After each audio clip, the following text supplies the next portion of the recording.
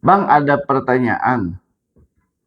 Apakah betul ada bayi yang bisa berbicara selain Nabi Isa alaihissalam? Nah, ini pertanyaannya bagus ya. Nah, sebelum saya jawab, tolong buat teman-teman dibantu subscribe-nya dulu, dibantu share, sama dibantu follow-nya ya. Kita jawab dulu ya. Bismillahirrahmanirrahim. Ini pertanyaan yang sangat menarik ya. Kembali kepada riwayatnya, kembali kepada kisah-kisah orang-orang soleh ya. Sebetulnya ada beberapa kisah ya yang saya baca dari riwayat orang-orang soleh itu ya. Ada Jurais, ada Siti Masyillah, ada juga kisahnya Nabi Yusuf alaihi salam, ada juga kisahnya eh, Nabi Ibrahim kalau nggak salah ya. Dalam kisah itu terdapat ada 5 kisah bayi yang mampu berbicara ketika dalam keadaan bayi ya. Nah, di sini saya ambil satu kisah aja ya, jangan banyak-banyak. Jadi, yang saya ambil ini kisahnya Jurais ya. Nah, Jurais ini adalah seorang hamba soleh ya. Dia seorang hamba soleh, dia seorang hamba yang tekun dan rajin beribadah. Beliau pun sangat-sangat patuh kepada ibunya ya. Nah, satu kisahnya ini. Jadi satu saat awal terjadi bayi yang mampu berbicara di zaman Jurais ya. Jadi Jurais ini adalah seorang hamba yang soleh, dia patuh taat kepada Allah, patuh kepada orang tua. Nah, di satu saat Jurais ini sedang melaksanakan ibadah kepada Allah, beliau sholat sunnah tidak henti-hentinya kepada Allah. Nah, ketika Jurais ini sedang sholat, ibunya memanggil. Jurais, kalau bahasa kita gitu ya. Jurais ini nak, gitu kan. Nah, ketika itu tuh Jurais karena sedang menghadap Allah, beliau bingung. Apakah harus terus sholat menghadap Allah atau memenuhi panggilan ibunya? Nah, Jurais ini milih beliau fokus menyembah Allah. Nah, ini sholatnya sholat sunnah ya, ibadah-ibadah sunnah, bukan ibadah wajib. Nah, karena terus-menerus memanggil, tanpa ada jawaban dari Jurais, akhirnya ibunya kesal.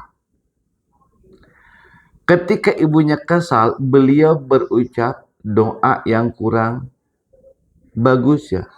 Doa yang kurang baik. Semoga Allah menimpakan bencana kepadamu yang bencana ini belum didapatkan oleh orang sebelummu.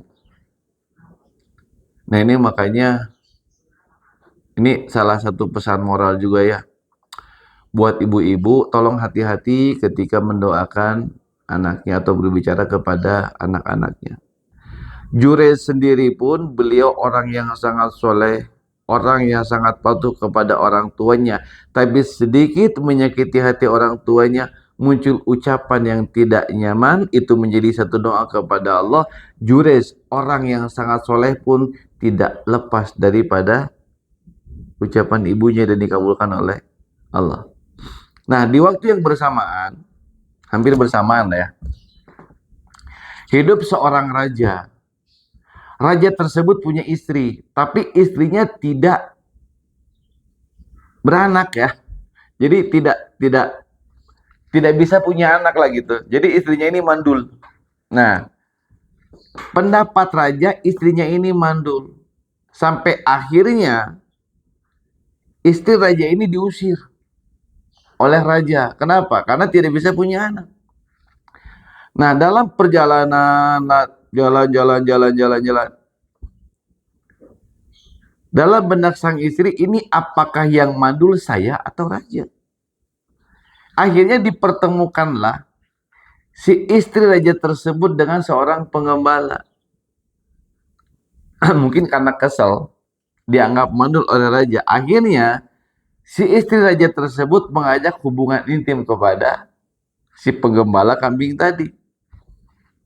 Setelah berhubungan intim, nah si istri ini pergi ke satu tempat, ke satu desa, di mana di desa tersebut tinggal Jures bersama ibunya, dikelilingi oleh para tokoh masyarakat. Nah, lambat laun, perutnya kan membesar ya, perut si istri raja tersebut. Akhirnya oleh para tokoh masyarakat itu ditanya, kalau bahasa kita kayak gini, Neng, gitu ya. Neng ini hamil. Yang menghamili Neng siapa? Nah, spontan si istri tersebut menunjuk Jures lah yang menghamilinya. Gempar satu kampung. Ya, bukan gempar lagi. Makanya tadi ibunya berdoa, turunkanlah bencana yang belum pernah engkau turunkan kepada kaum kami. Gempar satu kaum karena si perempuan ini menuduh Jures yang menghamilinya. Dipanggillah Jures. Disidang oleh masyarakat, oleh tokoh masyarakat. Oleh masyarakat tersebut disidang Jures. Ditanya, apakah betul Jures engkau yang menghamili? Jures mengatakan tidak. Keseharian saya ini di tempat ibadah. Saya keluar hanya untuk hal-hal penting saja. Selain itu saya tidak keluar dari tempat ibadah. Nah, akhirnya karena desakan masyarakat, Jures mengatakan seperti ini. Jika seandainya betul saya yang menghamili dia, saya siap dihukum seperti apapun, bahkan dihukum mati pun saya siap. Tapi nanti tunggu setelah bayi ini lahir. Terus kata masyarakat, bagaimana membuktikannya bayi ini lahir? Kita tanya aja bayinya. Nah, di situ pun masyarakat masih bimbang ya, apa mungkin bisa? Iya, bayi bisa menjawab apa tidak. Tapi karena melihat keyakinan Jures mengatakan seperti itu, oke, kita tunggulah sampai si bayi ini lahir. Nah, sampai akhirnya waktu yang ditunggu terjadi. Bayi ini lahir. Bayi laki-laki. Dipanggillah Jures. Ayo Jures, silakan buktikan kalau engkau memang bukan ayahnya.